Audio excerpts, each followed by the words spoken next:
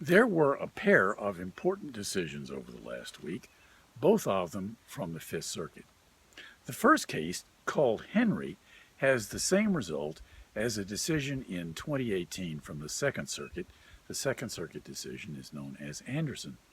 Both of those courts have now held that a bankruptcy court does not have to compel arbitration when a debtor initiates a class action to declare that somebody violated the discharge injunction.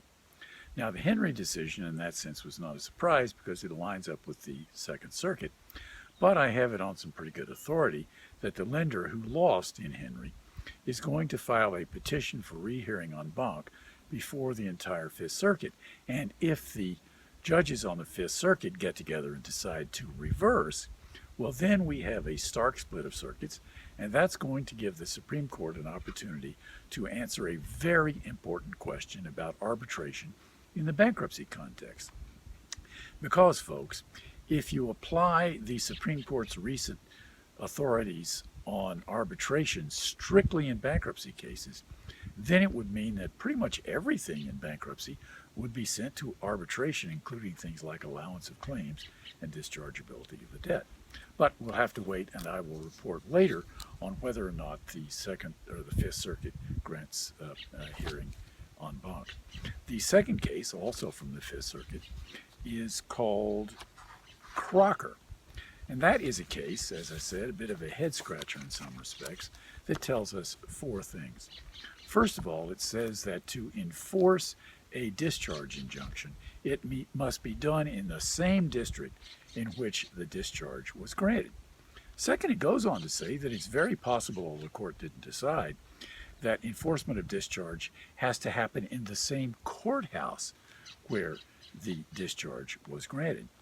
The court goes on to tell us that, well, you can't have nationwide class actions to find somebody in contempt of the discharge injunction.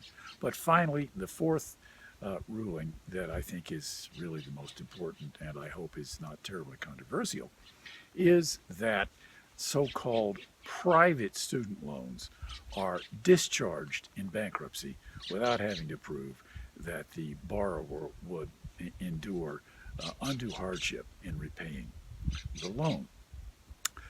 This is an important case with regard to student loans because the Fifth Circuit has thus become the first circuit to rule that private student loans are not discharged because there is some contrary authority in the lower courts.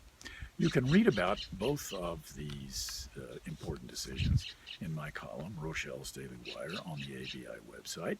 And I would suggest for those of you who ever have anything to do with arbitration or discharge, you ought to then, after you read my stories, to read these opinions, both of them, in full text. And by the way, you can access the opinions in full text right there on the same page of the ABI website where you can read about those cases in my column.